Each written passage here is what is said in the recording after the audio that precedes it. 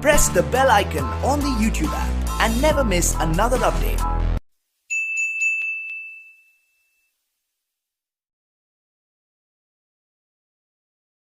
Hello viewers, welcome to Rajiv Singh Gupta classes. आज का जो वीडियो है वो आपको बैंक का चैप्टर है। देखिए, जैसे कि दिख रहा है आपको बैंक, ये मैक्रो इकोनॉमिक्स का एक चैप्टर है। तो सबसे पहले बताएंगे कि बैंक शब्द की उत्पत्ति कहाँ से हुई। तो बैंक शब्द की उत्पत्ति जो है वो कुछ विद्वानों का कहना है कि इसकी उत्पत्ति इटली में हुई थी। किस वर्ड से? बैंकों से। क्या बताया? बैंक शब्द की उत्पत्ति इटली शहर के बैंकों शब्द से हुई थी। लेकिन कुछ लोगों का कहना है कि इसकी उत्पत्ति बैंक वर्ड से, जो जर्मन भाषा का है, ठीक है, या जर्मनी का है ये। तो इसमें दो मतभेद है कि किस शब्द से इसकी उत्पत्ति हुई थी, लेकिन ज्यादातर लोग यही इतिहास में प्रसिद्ध है कि इसकी उत्पत्ति इटली में हुई थी, क्योंकि इटली और यूरोप में ही सबसे पहले कुछ साहूकार क्या करते थे कि एक दूसरे के साथ बैठ करके बेंच पे, इसका मतलब ही होता है कि बेंच पर, सिटिंग ऑन द बेंच, ठीक है। इसका क्या मतलब होता है? सिटिंग ऑन द बेंच पे बैठ करके साहूकार लोग क्या करते थे, अपना रुपया एक दूसरे को बदलते थे, एक दूसरे को ऋण देते थे, लोन देते थे। तो यहीं से धीरे धीरे बैंक जो है एक ऐसा बड़ा संगठन जिसमें कि पैसा सबको मिल करके रखते थे, जरूरत पड़ने पर एक दूसरे को लोन भी देते थे और पैसे की अदला बदली करते थे।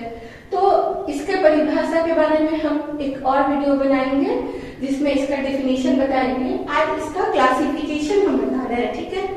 बैंक कितने प्रकार का होता है, तो ये आज हम आपको बता रहे हैं। जैसे कि बैंक सबसे जनरली हम लोग सोचते हैं कि बैंक मतलब कमर्शियल बैंक या स्टेट या सेंट्रल बैंक, तो ऐसा नहीं है। बैंक अभी बताएंगे कि बैंक कितने तरीके का होता है। बैंक बहुत प्रकार का होता है, बारी बारी से आपको बताते जाएंगे। और जैसे कि मेन जो बैंक है वो अभी हम बता रहे आपको, जो मेन बैंक होता है वो 3 तरह का होता है। एक हो गया आपको RBI, reserve bank of India, एक हो गया स्टेट बैंक ऑफ इंडिया, और जो तीसरा बैंक होता है वो है कमर्शियल बैंक।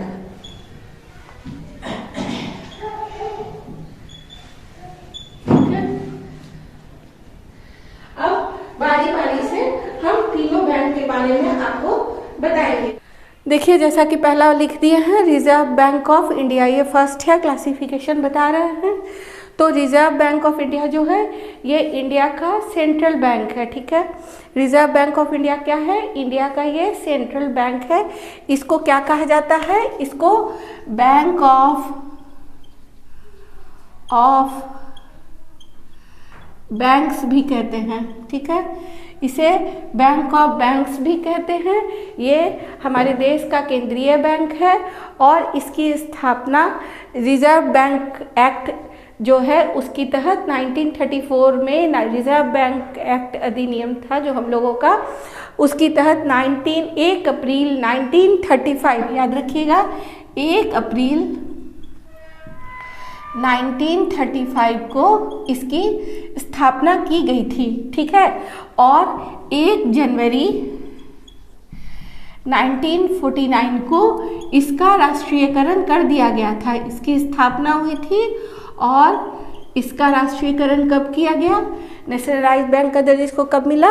1 जनवरी 1949 को। और इसकी स्थापना कब हुई थी? 1 अप्रैल 1935 को। किसके तहत? ये देखिए किसके तहत? रिजर्व बैंक ऑफ इंडिया अधिनियम 1934 की तहत इसकी स्थापना की गई। ये बैंकों का बैंक कहा जाता है, ये मेन बैंक है। इसका जो मुख्य कार्य होता है वो होता है नोट इशू, ठीक है। इसका मुख्य कार्य क्या है? 2 काम है। मेन काम जो है वो है इसका पत्र मुद्रा को जारी करना, और दूसरा है कि साख को नियंत्रित करना। ये सब बारी बारी से बताएंगे, अभी सिर्फ आपको क्लासिफिकेशन में इतना बता रहे हैं। आइए अब दूसरा बताते हैं, स्टेट बैंक ऑफ इंडिया। देखिए दूसरा है स्टेट बैंक ऑफ इंडिया।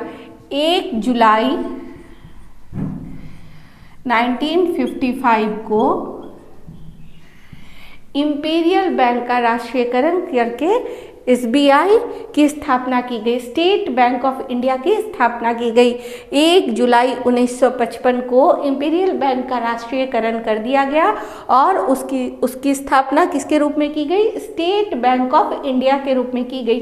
जिन जिन स्थानों पर केंद्रीय बैंक नहीं है, ध्यान दीजिएगा, जिन जिन स्थानों पर रिजर्व बैंक ऑफ इंडिया नहीं है उन स्थानों पर रिजर्व बैंक का काम करने के लिए, ठीक है, उसकी स्टेट बैंक ऑफ इंडिया की स्थापना की गई है। जिन जिन स्थानों पर रिजर्व बैंक नहीं है वहाँ रिजर्व बैंक की कार्यों में मदद करने के लिए, उसके एजेंट के रूप में काम करने के लिए किसकी स्थापना की गई है? स्टेट बैंक ऑफ इंडिया की स्थापना की गई है। इसीलिए इसे क्या कहा जाता है? एजेंट ऑफ आरबीआई भी कहा जाता है। देखिए तीसरा यहाँ लिखे हैं कमर्शियल बैंक।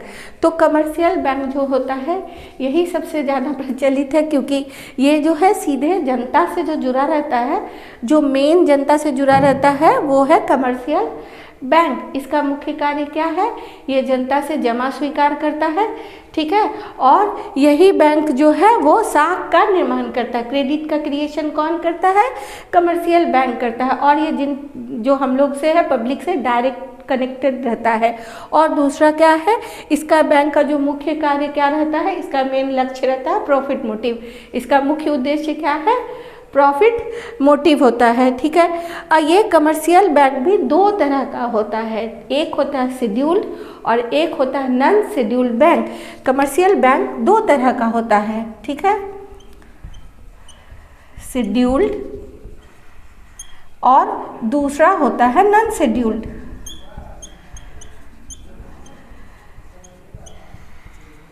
ठीक है, देखिए शेड्यूल्ड और नॉन शेड्यूल्ड क्या होता है?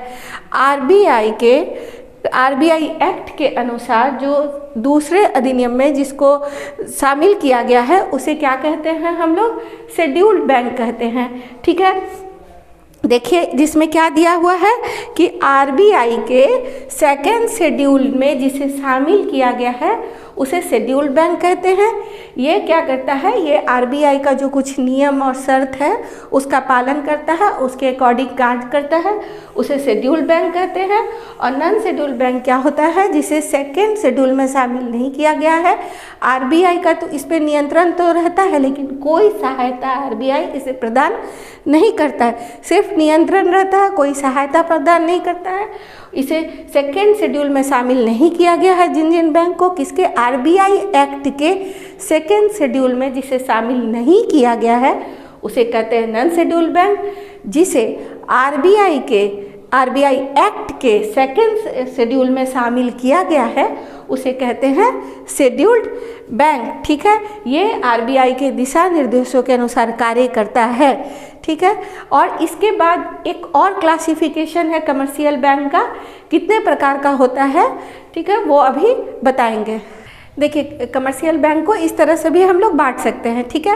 क्लासिफिकेशन ऑफ कमर्शियल बैंक बता रहे हैं, उस समय बता दिए थे शेड्यूल और नॉन शेड्यूल, अभी बता रहे हैं इसको। जो हम लोगों का कमर्शियल बैंक है उसको हम लोग किस तरह से और बांट सकते हैं, कमर्शियल कर दे रहे हैं बैंक के सामने, क्योंकि अभी हम आपको कमर्शियल बैंक का क्लासिफिकेशन बता रहे हैं। तो सबसे पहला है पब्लिक सेक्टर।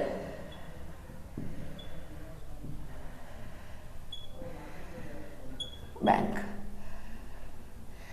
ठीक है। देखिए पब्लिक सेक्टर बैंक में क्या होता है? जिस बैंक का नियंत्रण पूरी तरीके से गवर्नमेंट के हाथ में होता है, ठीक है। पब्लिक सेक्टर बैंक में वो बैंक आता है, नेशनलाइज्ड बैंक आता है, जिसका स्वामित्व, प्रबंधन, सारा चीज़ जो रहता है वो किसके हाथ में रहता है? गवर्नमेंट के हाथ में रहता है, ठीक है। दूसरा प्राइवेट सेक्टर या प्राइवेट बैंक जिसको कहते हैं, ठीक है, जिसमें इन बैंकों का क्या रहता है? ये नेशनलाइज्ड बैंक है, लिख दे रहे हैं, और इनका किसके रहता है? अंडर गवर्नमेंट कंट्रोल रहता है।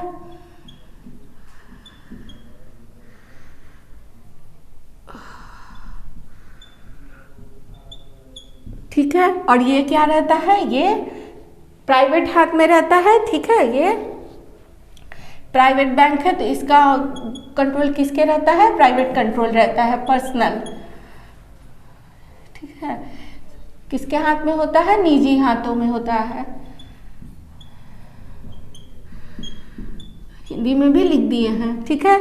एग्जाम्पल के तौर पे जैसे ICICI बैंक है, HDFC बैंक है, ठीक है, और भी जितना बैंक है जिसका प्रबंधन और स्वामित्व किसके हाथ में रहता है, निजी हाथों में रहता है, उसको कहते हैं प्राइवेट सेक्टर बैंक। देखिए तीसरा है फॉरेन कमर्शियल बैंक, यहाँ लिख दिए हैं 3 4 5 लिख दिए हैं, अभी और भी बताएंगे।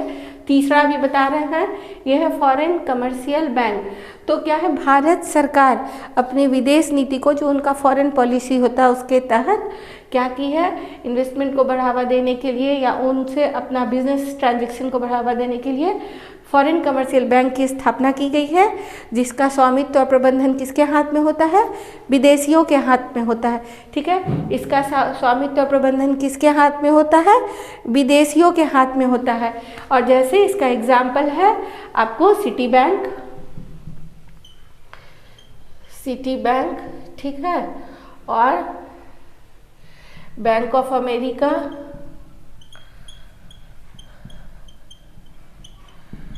और standard chartered bank, standard chartered bank, ठीक है। क्या बताए, इसका पब्लिक सेक्टर में गवर्नमेंट कंट्रोल में होता है सारा इसका प्रबंधन और स्वामित्व, तो इसका मैनेजमेंट और ऑनरशिप किसके हाथ में रहता है, गवर्नमेंट के हाथ में। इसमें पर्सनल हाथ में रहता है, निजी हाथों में, देखिए यहाँ निजी हाथों में रहता है, ठीक है। फॉरेन कमर्शियल बैंक, इसका प्रबंधन और स्वामित्व किसके हाथ में रहता है, विदेशियों के हाथ में रहता है, ठीक है। इसमें एग्जाम्पल बता दिए हैं, city bank, bank of America, standard chartered. अब है रीजनल रूरल बैंक, चौथा में देखिए रीजनल रूरल बैंक, इसकी स्थापना 2 अक्टूबर 1975 में 5 रूरल बैंक्स की स्थापना की गई थी, ऐसे हम लिख दिए हैं, ठीक है। 2 अक्टूबर 1975 में 5 रूरल बैंक की स्थापना की गई थी। तो और इसको भी मिटा दे रहे हैं, ठीक है। देखिए 2 अक्टूबर 1975 में 5 रूरल बैंक की स्थापना की गई थी, किस लिए, ग्रामीण क्षेत्र को बढ़ावा देने के लिए, ग्रामीण क्षेत्र में बैंकों की बैंकिंग व्यवस्था को बढ़ावा देने के लिए, उनका विकास कार्य करने के लिए, ठीक है। बैंक को ग्रामीण लोगों को शॉर्ट टर्म या लॉन्ग टर्म लोन प्रोवाइड करने के लिए या उनकी मदद के लिए, उनके डेवलपमेंट के लिए क्या किया गया था, ग्रामीण क्षेत्रों में 5 सबसे पहले बैंकों की स्थापना की गई इस तरह की। अभी वर्तमान में इसकी संख्या 56 रूरल बैंक्स हैं अभी, ठीक है, 56 रूरल बैंक्स हैं अभी, ठीक है। और इसका जो इसमें एग्जाम्पल में है नाबार्ड,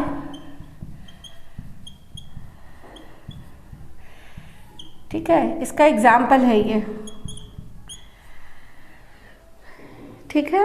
एग्जाम्पल में है नाबार्ड। जो नंबर 5 था वो था इंडस्ट्रियल बैंक, ठीक है।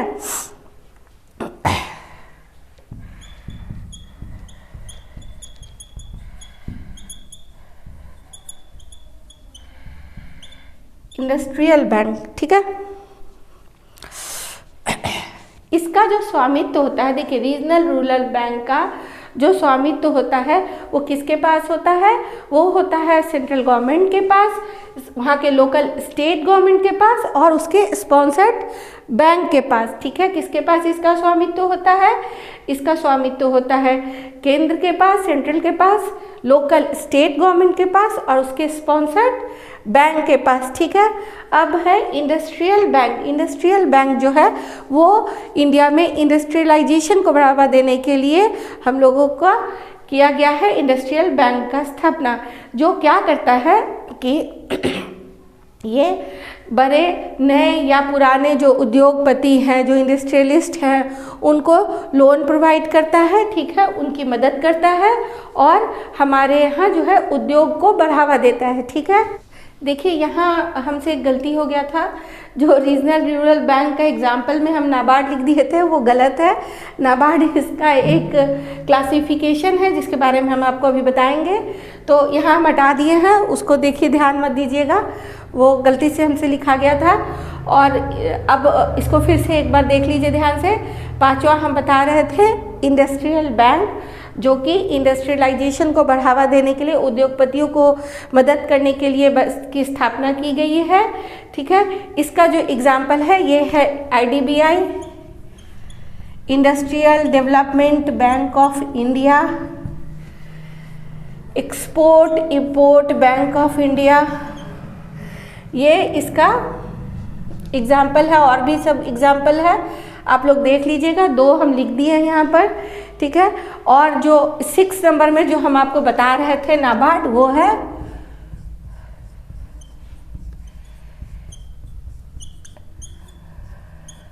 नाबार्ड। ये क्या है? ये national bank for agriculture and rural development है। ठीक है, ये ग्रामीण क्षेत्रों में एग्रीकल्चर को बढ़ावा देने के लिए इसकी स्थापना की गई है। ये एक कमर्शियल बैंक का ही क्लासिफिकेशन है। ठीक है, और ये जो है ये national bank for agriculture and rural development है। ठीक है, इसकी स्थापना कब की गई थी? इसकी स्थापना 12 जुलाई 1982 को की गई थी। ग्रामीण क्षेत्रों में एग्रीकल्चर और ग्रामीण क्षेत्र को शीर्ष पे पहुंचाने के लिए इसकी स्थापना की गई थी। ठीक है, ये देखिए 6 तक बता दिए हैं classification. Public sector, private sector, foreign commercial bank, regional rural bank, industrial bank, NABARD. अभी और भी कुछ बैंकिंग है इसका क्लासिफिकेशन, वो बताएंगे। देखिए यहाँ कुछ और बैंक का भी नाम लिख दिए हैं। 6 तक उधर बता चुके थे, और अब देखिए 7 से बता रहे हैं लैंड डेवलपमेंट बैंक। इसका पुराना नाम बंधक बैंक है, बंधक बैंक। जैसा कि नाम से ही आप लोगों को लग रहा है बंधक, तो ये क्या करता है कि किसान लोगों का ज़मीन को, उसका जो अचल संपत्ति है उसको गिरवी रखता है और उसके मूल्य का 50% तक लोन में देता है उन लोगों को, और इसका रेट ऑफ इंटरेस्ट भी कम रहता है। इसका मेन उद्देश्य है कि गांव में जो लोग अपने संपत्ति को गिरवी रख करके साहूकार लोग से जो ऋण लेते थे, तो उसमें बहुत रेट ऑफ इंटरेस्ट लगता था। और जैसा कि आप लोग देख रही हैं कि साहूकार लोग इस तरह करके कुछ पे भी साइन करा लेते थे किसी भी पेपर पे, तो इसी से उनको बचाने के लिए, कर्ज के बोझ से मुक्ति दिलाने के लिए इस बैंक की स्थापना की गई है, जो कि किसानों की अचल संपत्तियों को रख के, गिरवी रख के उन्हें लोन की सुविधा प्रोवाइड करता है। ठीक है, ये हो गया लैंड डेवलपमेंट बैंक। उसके बाद है कोऑपरेटिव बैंक। 8 में कोऑपरेटिव बैंक है। देखिए इसमें क्या होता है कि 10 आदमी मिलकर के एक सहकारी समिति समूह बनाता है, और फिर उसमें पैसा एक दो जमा करके उसमें इसका लोन दिया जाता है। ठीक है, ये हो गया कोऑपरेटिव बैंक। उसके बाद है नेशनल हाउसिंग बैंक। इसकी स्थापना 1988 में की गई थी, 1988 में की गई थी। इसमें क्या किया जाता है, एक अकाउंट खोल लिया जाता है, उसमें 5 साल तक पैसा जमा करता है लोग, और उसके बाद जो पैसा जमा होता है वो और कुछ और पैसा मिला करके बैंक उसको दे देती है, जिससे कि ये क्या किया जाता है, घर खरीदने के लिए, हाउसिंग प्रॉपर्टी खरीदने के लिए सुविधा होता है। इसके लिए बैंक इसका मदद करता है। ठीक है, तो ये हो गया नेशनल हाउसिंग बैंक। उसके बाद अदर बैंक में देसी बैंक, विद्यार्थी बैंक, ये सारा है। तो इस तरह आज जो आप लोगों ने देखा कि टोटल जो हम बैंक आपको पढ़ाए मेन क्लासिफिकेशन में, पहला पढ़ाए RBI, फिर SBI, फिर कमर्शियल बैंक। कमर्शियल बैंक में 2 पढ़ाए, एक शेड्यूल और एक नॉन शेड्यूल बैंक। उसके बाद क्लासिफिकेशन में और भी पढ़ाए, कितना 10 तक पढ़ाए हैं। देखिए पहला हम पब्लिक सेक्टर, प्राइवेट सेक्टर, ठीक है, नाबार्ड पढ़ाए, फिर रीजनल रूरल पढ़ाए, फिर ये सारा देखिए land development, cooperative bank, national bank, other banks में करके सारा क्लासिफिकेशन आप लोगों को बता दिए हैं। तो आप लोग देखते रहिए। ये इंट्रोडक्शन था आज का जो था। इसके बाद कमर्शियल बैंक, जो आप लोगों को 12 में कमर्शियल बैंक और सेंट्रल बैंक ही ज़्यादातर पढ़ना है, लेकिन इसके आगे जो ग्रेजुएशन के स्टूडेंट हैं उन्हें ये सब भी पढ़ना है। और बैंक का काम भी पढ़ना है, ठीक है। तो बारी बारी करके हम कोशिश करेंगे कि सबको एक लेकर के एक अच्छा सा नोट्स बना करके तैयारी करवाएं। तो आप लोग वीडियो के साथ बने रहिए, शेयर कीजिए, लाइक कीजिए और सब्सक्राइब कीजिए। Forget what they doing, keep on.